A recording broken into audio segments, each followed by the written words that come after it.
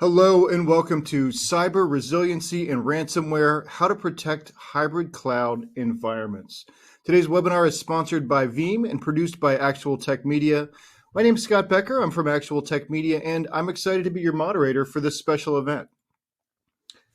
Now, before we get to today's great content, we do have a few housekeeping items that will help you get the most out of this session. First off, we want this to be an informative event for you, so we encourage any questions in the questions box in your webinar control panel. So not only will we have team members responding to questions during the live event, we'll also have a dedicated Q&A session at the end of the presentation where we'll discuss in greater detail some of the top questions that you ask, and do get those questions in as you have them. We've got a dynamic team of presenters today who can just grab them off the fly in the console if they're appropriate to what they're talking about. The Q&A panel is also the place to let us know about any technical issues that you might be experiencing. A browser refresh will fix most audio, video, or slide advancement issues. But if that doesn't work, just let us know in the Q&A and we'll provide further technical assistance. Now next, in the handout section of your webinar control panel, you'll find that we're offering several resources. I'd especially like to call your attention to 5 resources in there from Veeam. They're all links, and they include an e-brief on cyber resiliency for the hybrid cloud, an MIT Technology Review e-brief, Veeam's 2023 Cloud Protection Trends Report, a hybrid cloud backup guide, and a For Dummies book on hybrid cloud backup. So I encourage you to access those resources now and share them with your friends and colleagues. Finally, in this section here, at the end of this webinar event, we will be awarding a $250 Amazon gift card to one lucky registrant. Of course, you must be in attendance during the live event to qualify for the prize. Official terms and conditions of today's prize drawing can be found in the handout section. Just scroll to the bottom and you'll find the prize terms and conditions link there. And one of the best benefits of this event is that opportunity to ask a question of our expert presenters. So to help encourage your questions, we have a special additional prize for you. That's another Amazon gift card, this one for $50 for the best question. So after the event is over, we'll look at all the questions that came in, pick out the very best one, and contact that prize winner. Okay, with all that out of the way, let's get to today's fantastic content. So it's my pleasure to introduce you to our presenters today. We have Jason Buffington, who's Vice President for Solutions Strategy at Veeam, and we have Leah Trushanecki, who's Principal Product Marketing Manager for the Public Cloud at Veeam. So Jason and Leah, welcome. Thanks for being here. Thank you so much for having us. Yes. Awesome. Well, Leah, take it away. Awesome. Thank you so much. So thank you all so much for joining us. I know as we head into the end of the year, your time is valuable. Your time is precious. Jason and I have actually been spending quite a bit of our time talking a bit about 2024 planning and some of the things that organizations are being faced with next year. And hopefully we can make this valuable if that's the case for you. I think we're going to take some time to talk through sort of macro level trends that we are seeing in both the kind of cybersecurity, cyber resiliency, ransomware space, but then also trends in cloud technology specifically, and hopefully give you guys a sense of common problems that organizations are faced with, give you a sense of some best practices and tips and tricks that we might recommend. So this will be a good balance of getting a sort of temperature check on what's going on in the space, but then also giving you some actionable real world examples and insights that you could take back to your 2024 planning. So to do that, I'd like to welcome Jason. Jason is our Vice President of Market Strategy for the Office of the CTO here at Veeam, and he actually heads up our sort of research arm at Veeam, spending a lot of time working with third-party firms to get a really, really good set of data that we can then bring to all of you and give you guys a sense, again, of what's going on in the space. So Jason, I think we wanted to start first and foremost, level setting on what we're seeing with infrastructure specifically and this rapid shift to the cloud. So do you want to talk to us a little bit about kind of the migration trends that we're seeing, the sort of pop that we saw in a post-COVID world, and maybe even what we've heard from other organizations in sort of anecdotal conversations? Sure. Yeah, so thanks. So by the way, all the charts that we publish come from independent research firms. These are not Veeam customers. I guess statistically speaking, between 12 and 14% of them are, because that's our market share. But this is an unbiased audience. We use third-party research firms really to understand where is the market going, to make sure that, of course, Veeam products and go-to-market strategy align or in front of where the market itself is going. But it's meant to help you have better conversations with your colleagues within your organization. So all of the charts, all the research is free. You can hit those QR codes. The QR code is different per slide because we're going to curate a couple different sources of data for today. This first one actually comes from the largest independent research project of its kind. It had 4,200 unbiased IT leaders across 28 countries around the world. And some of the questions that get asked every year in this particular survey, I think this is year 6, year 7, that the report was published. Every year, the organizations were asked what percentage of their production infrastructure were physical servers, those are the bands on the left, virtual machines on-prem, those are the bands in the middle, and then the cloud-hosted workloads, which includes IaaS, SaaS, and PaaS, and those are the bands on the right. And they would add up to 100% along that way.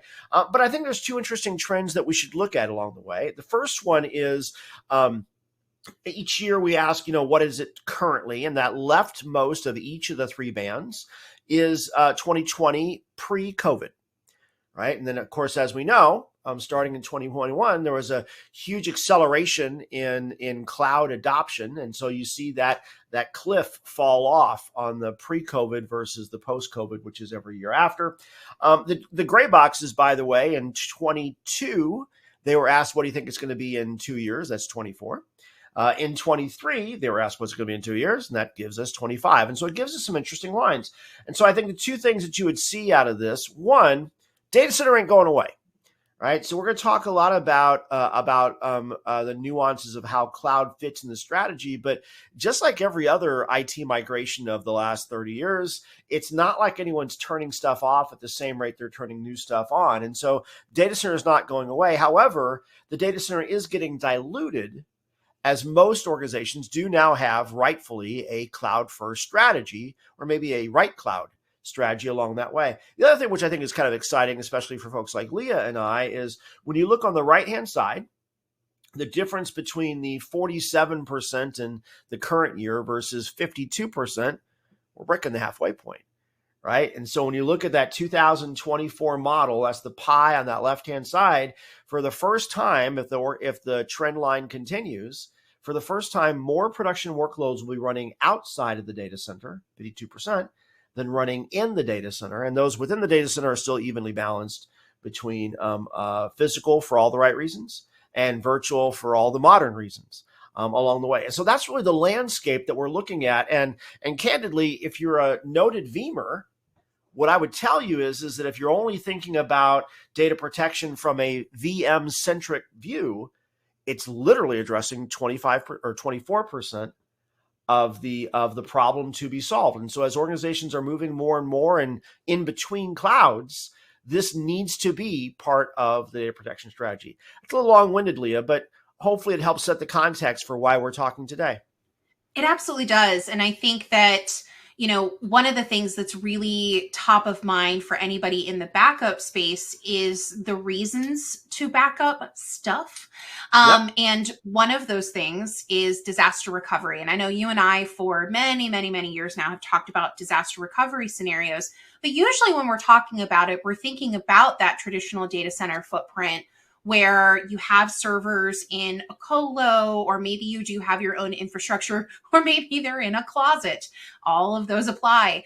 And we're then talking about what happens if power goes out, what happens if a natural disaster is coming in. And what's interesting and exciting about the cloud, one of the many reasons workloads move to the cloud is that high availability architecture. And so you would think that given an HA environment wherein you have redundant power, wherein you have multiple internet service providers, wherein you can replicate between availability zones with the click of a button, you might have some ingress egress fees, of course. Sure. You might think that a disaster scenario isn't going to be top of mind in the cloud. But do you want to talk to us a little bit about why that might be a myth that folks should reconsider? Yeah, let's do that. Now, if we could advance the slide to, thank you so much. So one of the other questions that gets asked year over year is, what were the causes, plural, of outages that you had in the preceding year? And then those are the long lines. And then the short lines, what was the most impactful? What was the cause of the most impactful outage of the year? And that was surveyed in the short lines. You can only choose one for each of the last 3 years this particular research was running. So a couple things to make note of. We're going to get back to the idea of cyber in a minute, but let's talk about the elephant in the room.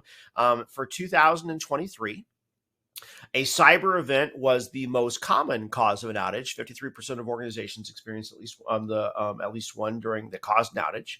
And for the third year in a row, it was the cause of the most impactful outage, which is what you see in those tiny little bars along the way. So we're going to talk about cyber as part of the conversation for today. But because we're also talking about hybrid architectures, take a look at the two blue lines, right? Because there's two ways that cloud can affect as an outage. One of them, towards the middle of the screen, is, Amazon can go down, right? Google Cloud can go down. Cloud services do go offline. When you're talking about SaaS architectures, there is redundancy that's more built in. My email is 365. It could come from Redmond, Washington. It could come from Dublin, Ireland. I can't tell, and I don't care, right? But when we talk about IaaS, when we talk about PaaS, let's be very honest. You're just running on somebody else's metal.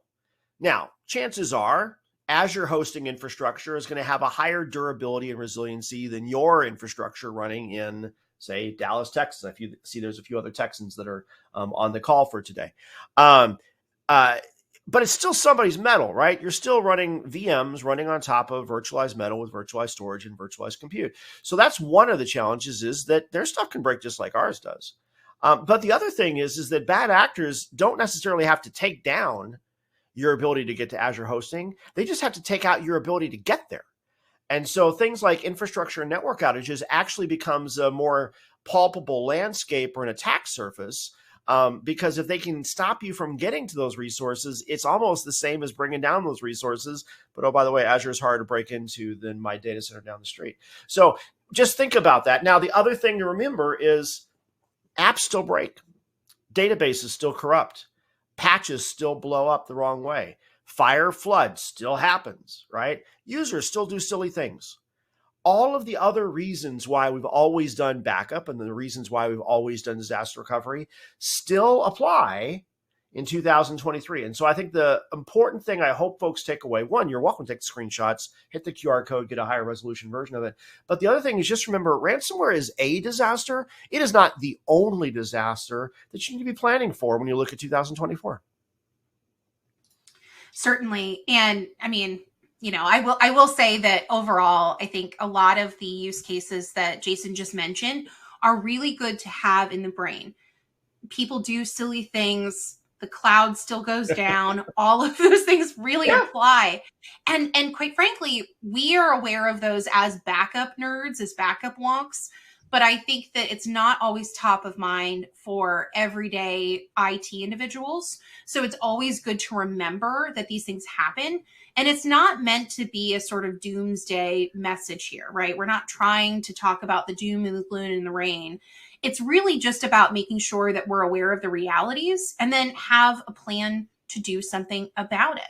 And so one of those kinds of plans that we do want to hone in on is that cybersecurity event plan. How do you work together as a team to make sure that all of your infrastructure is resilient? Because as we just noted before, if you're only thinking about the VM piece of it, if you're only thinking about edge devices, then you're not having the total story, especially if you're just relying on defense software and not thinking about that full end-to-end story.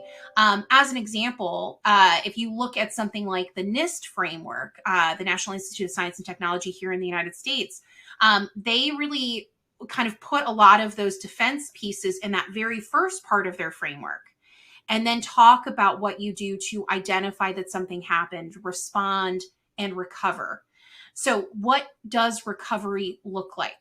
what is possible here. So Jason, I want to talk a little bit about another myth bust that we kind of get encountered with a lot when we talk with organizations, which is I think a lot of people assume that legacy hardware might be where an attack will come in, or it might be an edge device that somebody isn't using VPN on, for example, and that becomes what gets attacked initially.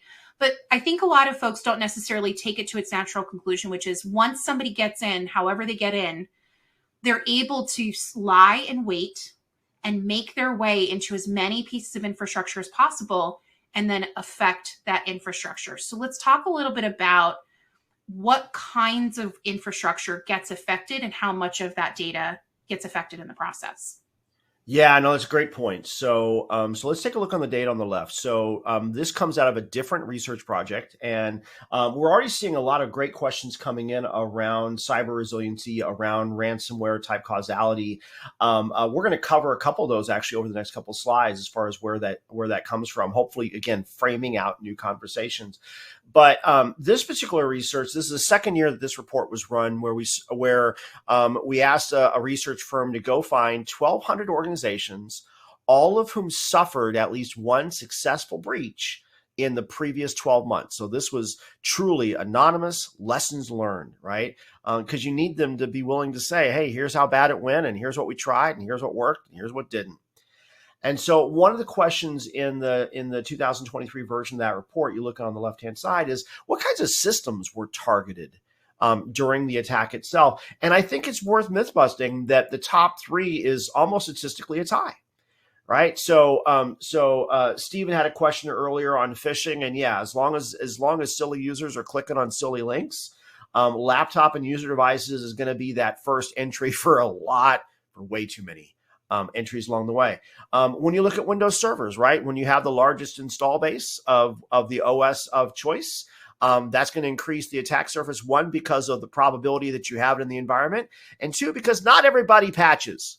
Now, it's worth a disclaimer that both Leah and I are both former Microsoft at different parts in our career.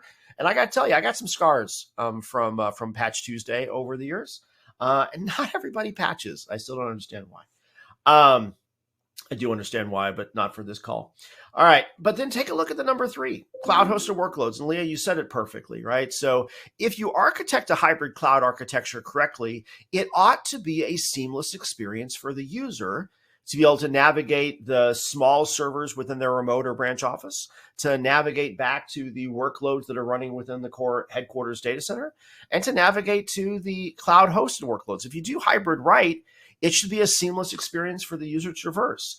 And if it's seamless for the user to traverse, it's seamless for the bad actor to traverse as well. All they need are the same kinds of credentials, and that goes back to Stephen's question on phishing, right? So I do think it's worth noting that because of the seamlessness of hybrid done right, it also means those cloud hosted workloads are just as easily targeted. There are also, by the way, and we don't have time to talk about it today, but there are some skill challenges that can affect this as well, because it is reasonable to assume that that if you're in a robo environment and the robo servers have direct access, not through an intranet, but directly to the internet, there can be some vulnerabilities where are those edge protection mechanisms, those firewalls and prevention techniques, as mature as they might be in the data center. You could make the same case, by the way, that in a cloud-hosted environment, are those not that Amazon and Azure firewall technologies aren't as robust, if not more than enterprise, but it requires the skills to implement them correctly. And that's going to lead us to the chart on the right. Now, what you're not seeing on the chart on the right is that we were asked the same question: what percentage of data was affected? In this case, the percentage of cloud-hosted data after the most impactful attack. We have that same data for the robo servers and the data center servers, and plus or minus about 2%, the numbers were nearly equal. Well, you should take away two things. One, the average gestation rate when once a bad actor has entered the environment before you're going to find out, either on your own or because someone asked for the ransom, is 200 days. More than half a year of them having gotten in, probably through phishing, 44% of the time, and then navigated their way, checking for vulnerabilities, checking for bad patches, checking for zero-day exploits, 200 days. And in 200 days, they could easily navigate out through all of your infrastructure, and on average, around half, depending on your numbers and depending on which report you're reading, somewhere between 39, 45, up to 51, somewhere in that range. So I'm going to say back of the napkin math, 40%, right? Low end is 39, so I'm being an optimist. Think about it this way, 40%, so 2 out of 5. That's 2 out of 5 hard drives, 2 out of 5 mailboxes. If you're a parent, 2 out of 5 of your kids' pictures shredded. But the myth bust is that's 2 out of 5 stuff that's in Robo, 2 out of 5 stuff that's in the data center, and by the way, 2 out of 5 stuff that's in the cloud. That's why we're talking about this today. Leah, can I get an amen? Yeah, absolutely. Amen. Because, we talked a lot about if you don't patch, that might be where they get in. But if it stands to reason that workloads have been migrated to the cloud, that's likely going to be tier 1 workloads. Those are the workloads that the bad actors want to be affecting. So they're going to do everything they can to access, affect, and make it hurt the worst. And so what that means is we can't rely on the high availability of cloud. We can't focus our efforts on patching the edge. We can't hope for the best on that unpatched VMware ESXi host, which I'll continue to use that as my example because I would like to at least posture like I'm loyal to my Microsoft roots. And that's a great example from the MGM cybersecurity attack that happened a couple of months ago. The main attack vector was those VMware ESXi hosts that were unpatched. It ultimately, no matter where they get in, they're going to want to get to the most important data sets. And that means that you just have to assume breach, just like all of the best security companies will tell you. And you have to have a recovery strategy for all of your data, regardless of where it resides. And so to that end, we just wanted to kind of highlight the fact that Veeam is not accidentally sounding very similar to VM. That's really where our roots come from. Veeam has always been a point solution for VMware VMs. But over the years, as we've worked with more and more organizations, they've noted that they want to use the easiness of Veeam for all of their stuff. And so we actually got a really great question from Ned in the Q&A that I wanted to call out. And I do encourage anyone who does have questions about the research or about best practices or anything you want to chat with us about, please use that Q&A function. Ned's question was asking if Veeam's platform can back up cloud-hosted data, including IaaS, PaaS, SaaS. And are you using separate tools per cloud, or is the data deployed consistently across multi-cloud environments? Surely that was not a seed question. That was an actual question that came in the Q&A. But it is perfect because the answer is yes. Veeam, the data platform, does actually support backup of all of these things, and they do so natively.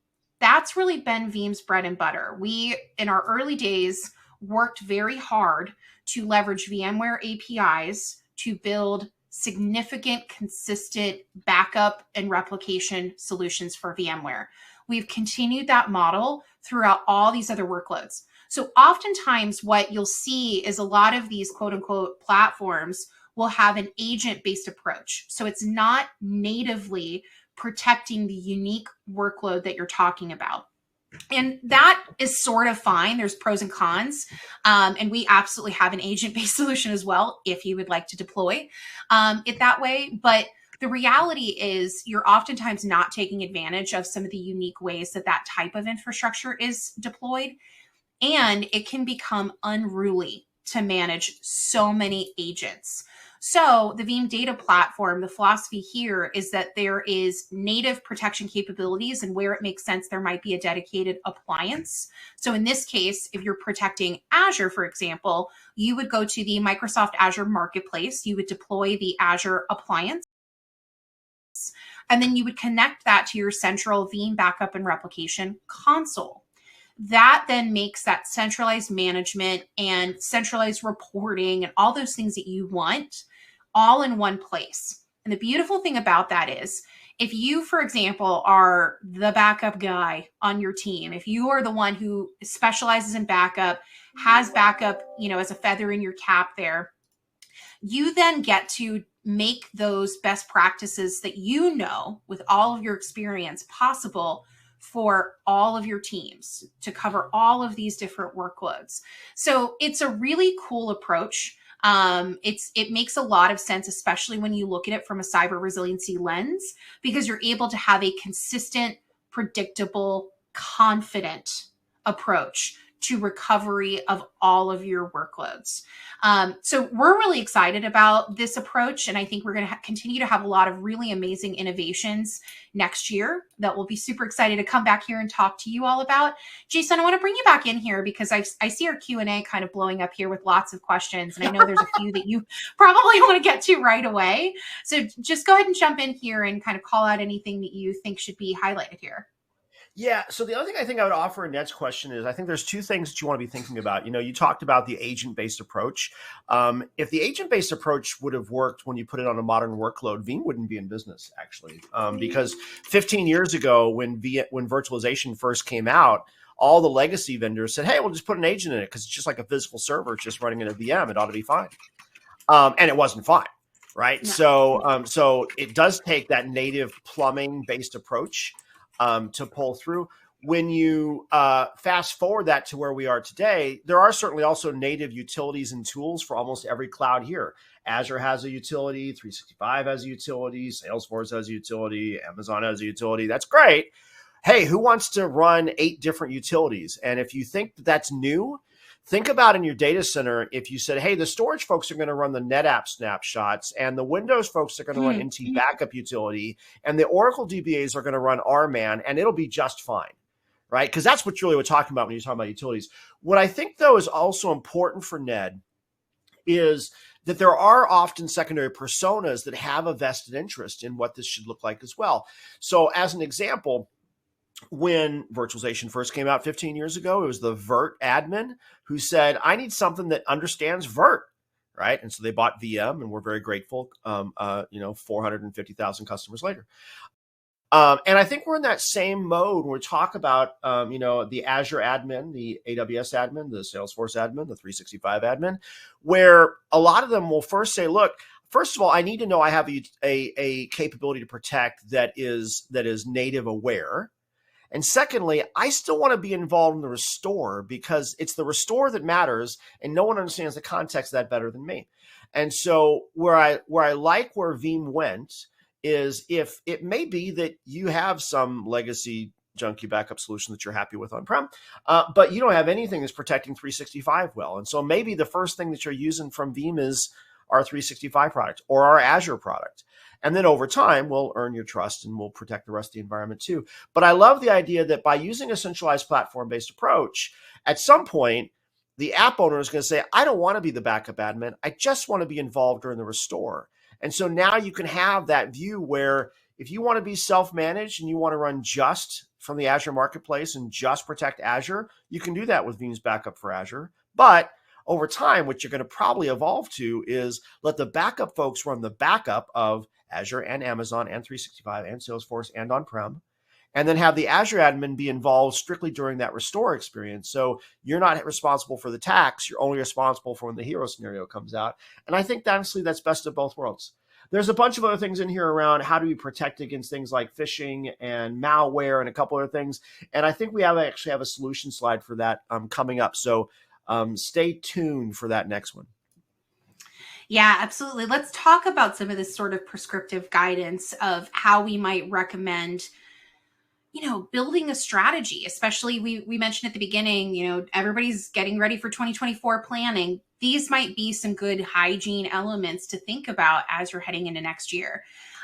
So the first and the best and the gold standard is one that we talk about all the time. I could talk about this in my sleep, quite frankly. And it is the 3-2-1 rule. Basically, this is a gold standard rule of thumb in backup, which stands that you should keep 3 copies of your data on 2 different media, one being offsite.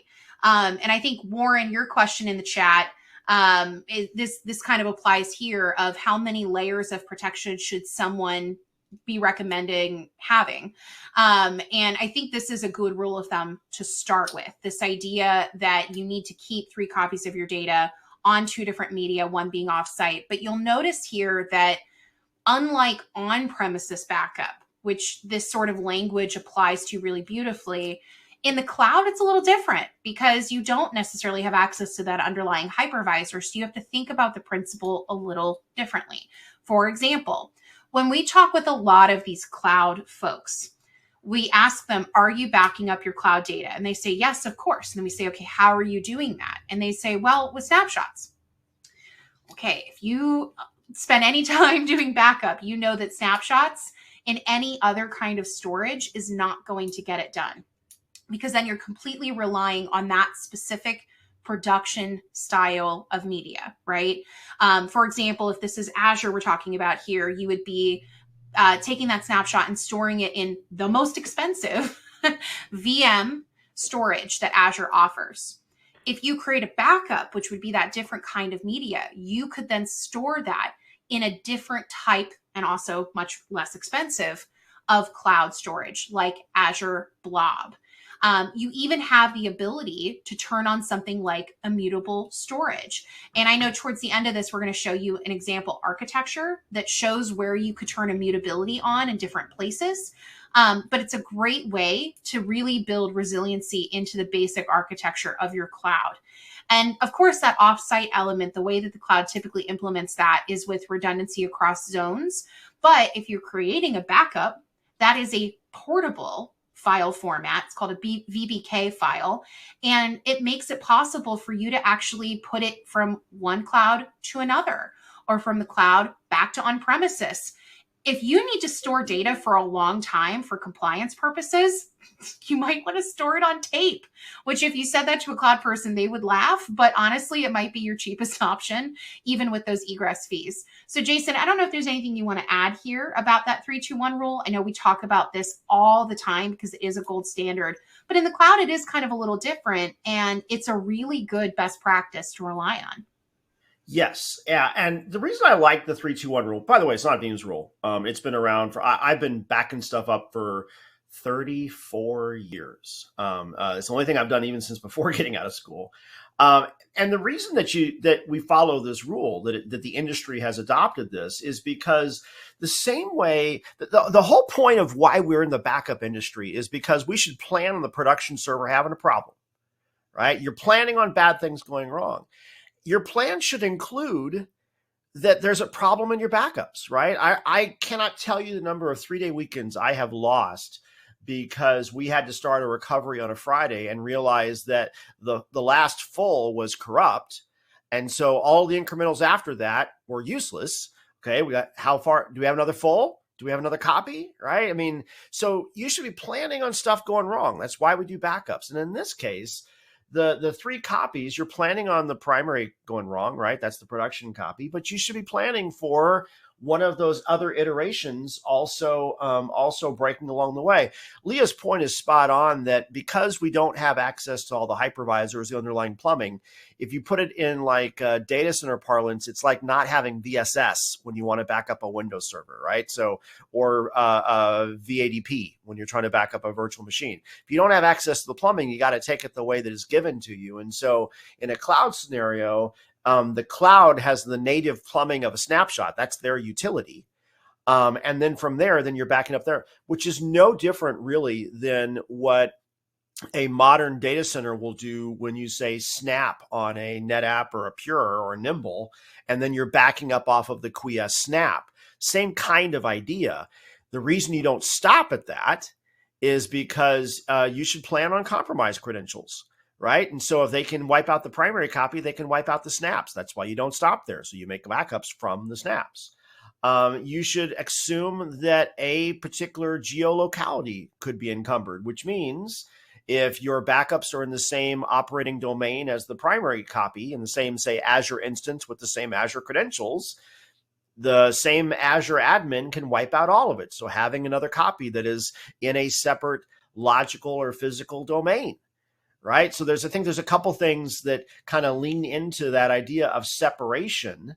The reason we do one off-site is because if you're talking about data center stuff, fire happens, flood happens, make sure you have a copy that would survive that calamity. In cloud, a region can have an outage or an effect. And so having something out of region or perhaps on-prem is the right answer. So again, it's a long-winded way. The reason that we do 3-2-1 is because you should plan on your primary instance of recovery also being encumbered for similar or disparate reasons. And that's how you should ensure you can still recover. Yeah. And, that's actually a really beautiful transition to another key principle that is actually unique to cloud, sort of, which is this concept of logical air gapping. So as Jason was talking about, you should be assuming that production environment has something wrong with it. So if all of your eggs are in one basket, that's not going to work. But the beautiful thing about the cloud is there's so many different constructs of how you can architect your environment, since everything is just a click away. So there are a lot of ways that you can introduce resiliency into your environment inherently. And one of the ways that we recommend doing that is with logical air gapping. Now, in the traditional backup space, when you're backing something up, you don't back it up to the primary storage, right? You have a dedicated backup server. And that's just like a normal thing. That's a best practice. But in the cloud, it's all shared resources, right? So you have to introduce those kinds of boundaries and barriers. So one of the things that we actually recommend is that you create a dedicated backup account, backup subscription, backup project, depending on which cloud you're talking about. They all have their different terminology because of course they do. They have to make it harder. But if you create one of these different constructs and make that a dedicated backup construct, then that is a great way to introduce inherent step separation. Right. And then you can do a lot of the things that we just talked about storing it on a different media, putting it in a different region. It's a really great best practice and a very simple, low cost way to introduce resiliency. And honestly, it is simple. It is easy. We're not oversimplifying this. It's very simple to, at the drop of a hat, create a new account, create a new subscription. And with Veeam, it's very easy to just point to that new place, point to that new location.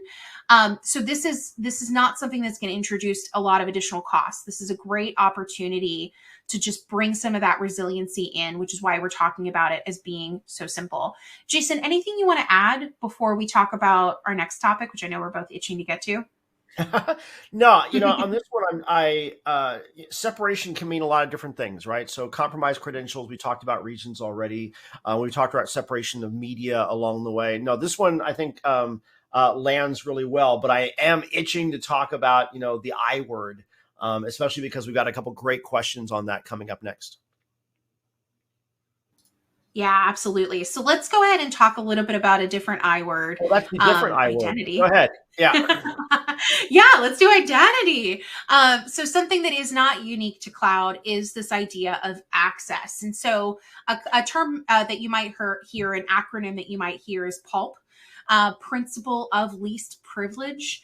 And basically the idea here is that if you assume breach, then you should be assuming the least amount of privilege that someone needs within all of their credentials.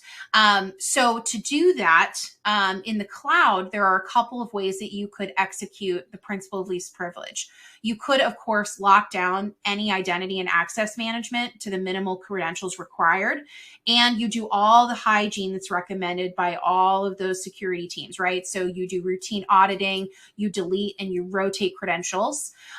But something that Veeam can kind of help with is something called role-based access controls. So within any IAM system, there's going to be really good kind of broad stroke ways to reduce credentials. But whenever you're interacting with a dedicated piece of software, like a backup software, there's going to be inherent roles that are unique to the function of that software. For example, you might want to give your DevOps guy or your DBA the ability to recover, but you might not want to give him the ability to delete a backup. that makes a lot of sense. And Yeah. so, kind of within backup, you give them those role-based access controls, and it's a great way to just make everything so much more resilient. And of course, everyone's least favorite principle, multi-factor authentication, having my cell phone handy any and all times I need it in order to authenticate on a different device. But when you're talking about something as important as cloud workloads, as we've kind of instantiated in this conversation, I do think it makes a tremendous amount of sense. Jason, I know we spent a lot of time talking about access management, but in the cloud, it's, I would argue, even more important because the cloud is just so easy to use that people get a little trigger happy, and it's a little too easy to make a change, to delete, to move. So, is that something you're seeing in the field too, that a lot of people are waking up and realizing that least privilege access is something really important to instantiate in cloud? Oh, yeah. And in fact, I think one of the things we need to be rethinking about is, when you're in the data center, I grew up, I'm a little old school. I grew up as a backup person and a storage person, right? So those were my defined swim lanes. The problem is that because cloud architecture, especially hosting, is so agile and so flexible, we've come so far since plug and pray from 30 odd years ago, right? The problem is that it really does blur the lines between controlling access and controlling functionality across not just storage and backup that I'm pretty decent at, but networking and OS and patching and it is really easy to get ahead of your skis and not understand the ramifications of some of that. And so having folks, we talk about DevOps quite a bit, but I think one of the roles that I'm more excited to see evolve over the rest of this decade is going to be PlatOps, where you start to see those folks whose role is to manage, almost create an intermediary layer of management and framework within the hybrid architectures that basically allows depth level SMEs to then protect them from themselves. And so I think you're going to see more and more of that as we see Polyp come into fruition, where PlatOps becomes a discipline of, let me paint a large sandbox for you, and you can do whatever you want within your sandbox. Just rest assured that I put some guardrails up to make sure that you can't play in other people's sandbox. So. Yeah, that's big. Something else that's big, speaking of sandboxes, is the ability to be confident that you can recover. And so unfortunately, I don't have a fancy diagram here for this one, but you can look at some lovely lab testing visuals on this slide.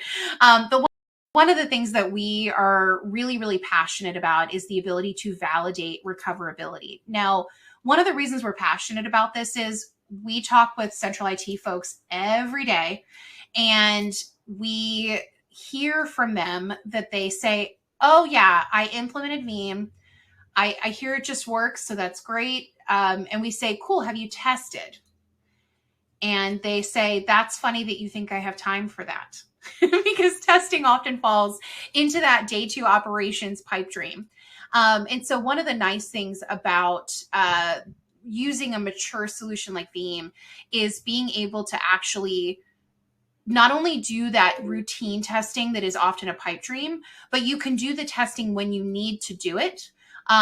For example, if you did actually have a ransomware attack, the worst case scenario happened, and some of your data was affected, you would be able to pull a backup from immutable storage. We're going to talk more about immutable storage in a little bit here, and then scan that backup using cybersecurity software. Not from Veeam, from third party. So whatever security software of choice you have, and scan it to see whether or not that backup is infected. If it's not, then you know you're safe to mount it and recover from it. So that's a really, really powerful tool, because if you don't have the time to proactively test, it's great to know that when you need it, you can do it. But of course, there are lots of monitoring and alerts and things like that to show you that you did have a successful backup. So in the event of when Jason was talking earlier about, oh gosh, it's Friday and I didn't realize that such and such backup was was affected and wasn't able to be restored from, now I need to go back and unspool this. With Veeam, you'd be able to see things like alerts that let you know that something wasn't able to be backed up successfully and you need to go remediate that.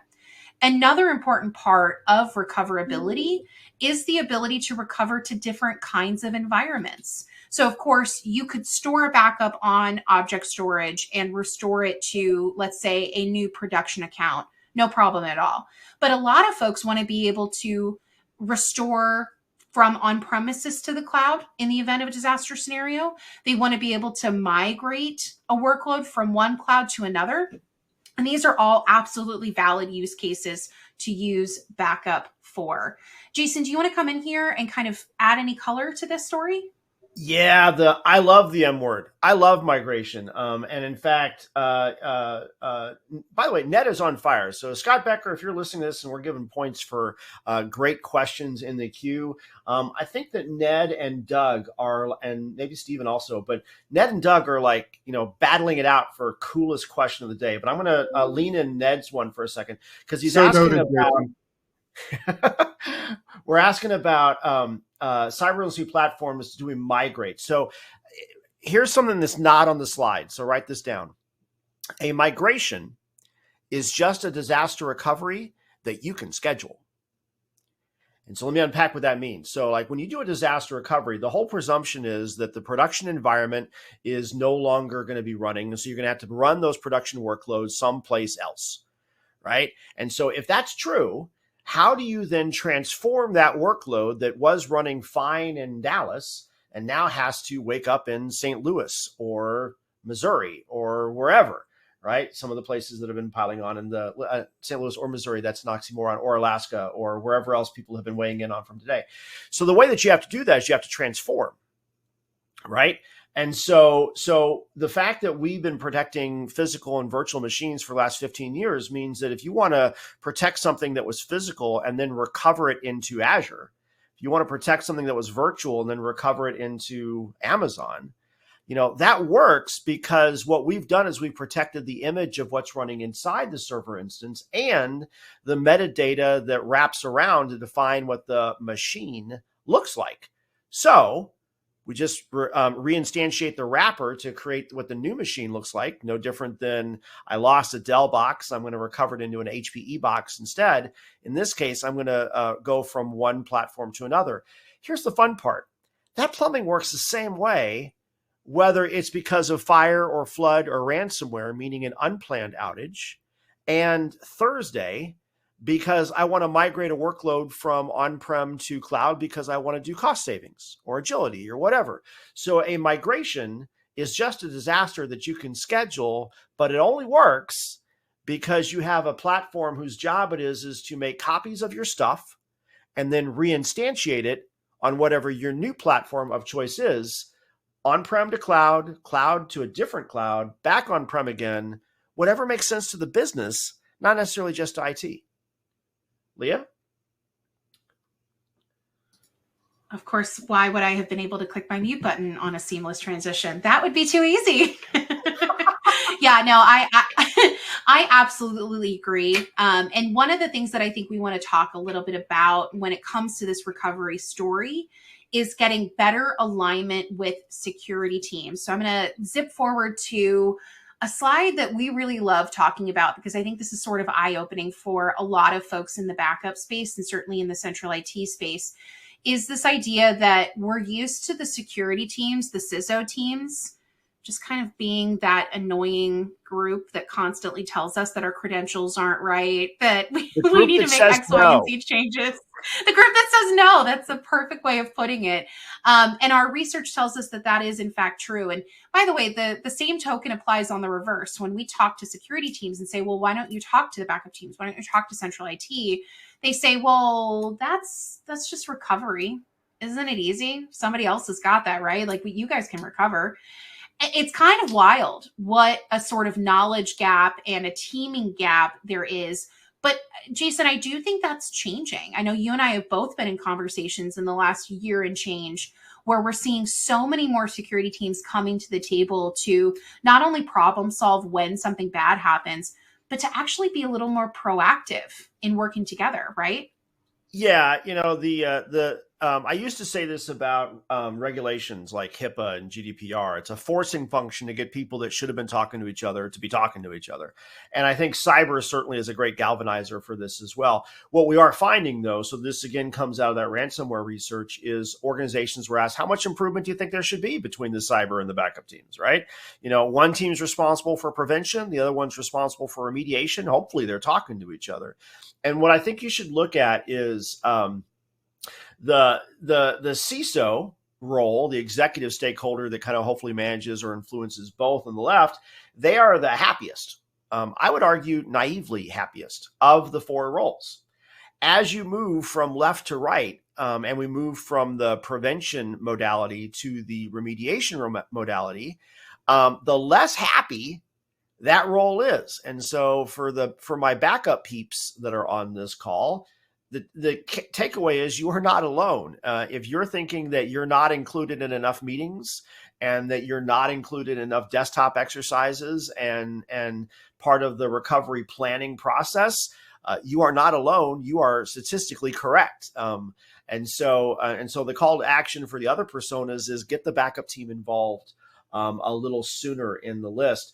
I'm going to take 30 seconds and weigh in on something that we missed earlier in the Q&A. We talked about layers of protection. This one comes from Warren. When we talk about layers of protection, we should be talking about layers of storage, right? So we talked about separation of credentials. We should also be talking about when it's on disk, it should be immutable disk. And when it's on cloud, it should be an immutable clouds. And when it's on tape, it should be an air gap tape, right? So there are the storage layers. I'd argue that on this slide, there's the layers of protection that are involved between the remediation, the ongoing monitoring and detection, and then making sure that integration also includes the backup team, because as I think it was Lyle, actually, Lyle was asking about making sure that you don't reinfect the environment along the way. That also requires these teams to work closer together than one might presume. It truly does. And I think a lot of that's going to come down to defining requirements together as a team and trying to better assess modernization efforts. Because I know the utopia is looking at that platform diagram we were talking about earlier and saying, yes, I will use the same tool to back up all of these thingies and it will be modernized and awesome. That's not reality, right? You have budgets to balance, you have time to manage. And so there's going to be trade-offs and cost-benefit analysis. But if you guys can all get on the same page and agree that modernization efforts are needed, well, then it'll make a really powerful punch when you're talking about deciding where you're going to spend your time and money as a team in 2024. And to that end, Jason, I know that we've talked a lot about talking with these organizations, looking at what they're looking for if they are going to make some sort of change. Anything you want to highlight here when we were looking at the sort of purchasing decision-making process? Sure. And I want to be sensitive to time. So the punchline here, go read that data protection report. This was 4,200 organizations. But when organizations were asked about what does it mean to have a modern approach to data protection, one of the core buying drivers was, and I think this goes back to what either Lyle or Steven suggested, consistency of protection. Between IaaS and SaaS, because we know the workloads are going to move, right? They're going to move on-prem to cloud to multi-clouds and back again. So consistency matters. I would also point out that when organizations were asked what's the number one factor of what would drive a new solution for the next year, supporting that modern workload, meaning IaaS and SaaS, was number one. And honestly, the reason why is because their legacy backup solution is probably fine for your legacy workloads. Right? Your legacy backup solution is not fine for your modern workloads. And so if you try to protect something that's legacy, or protect something that's modern with something that's legacy, you're not going to have the reliability. It's not going to be able to recover from the ransomware, the fire, or the flood, or the bad patch, or whatever. And so that is reasonably the right buying driver for what's happening next. And if I put my Veeam hat on for 10 seconds, hopefully you'll look at Veeam as one of the answers for that. Leah? And to that end, I think we can kind of pull the whole story together to show what it might look like bringing everything in one place. So as an ex-Microsoft employee, I'm going to go ahead and use a Microsoft Azure cloud as an example, because that's my right to. So you can see here what it might look like to use Veeam in an actual environment to protect Azure VMs, Azure SQL Server, Azure file shares.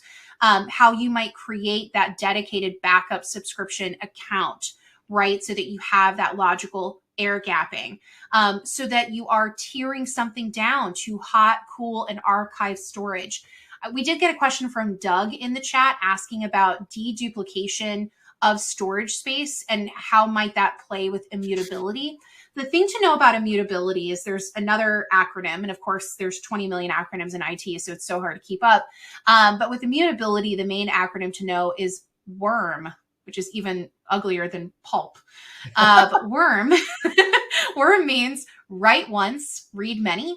The idea here is that immutable storage is opening a door, putting something inside of it, closing the door, locking the door, and then taking that key and putting it in a device that unlocks after a certain amount of time. So you might say, I want to keep this in immutable storage for 1 calendar year.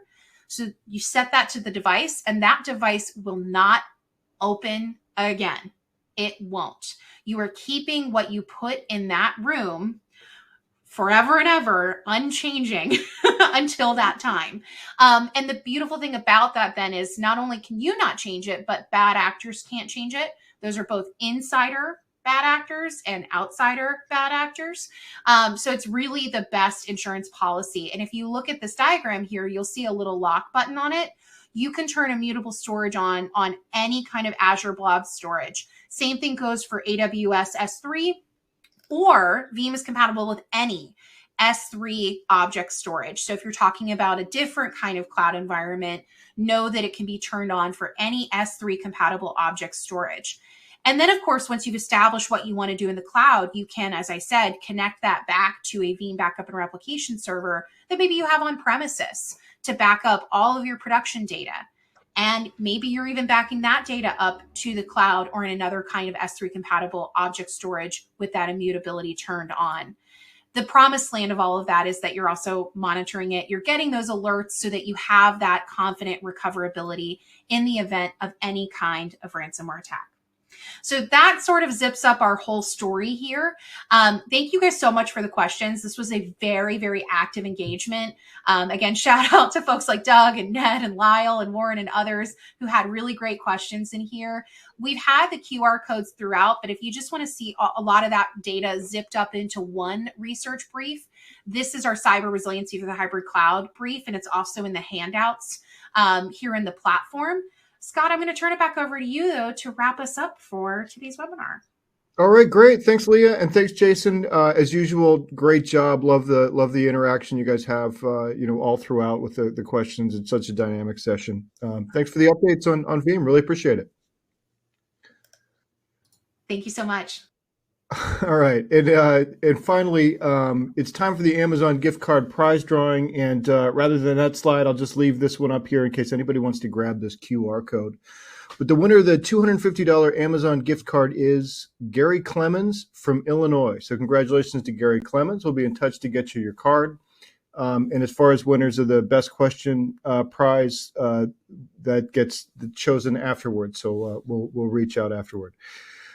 With that, on behalf of the Actual Tech Media team, I want to thank Veeam again for making this event possible. And thanks as always for attending and for all of your great questions this session. That concludes today's event. Have a fantastic rest of your day.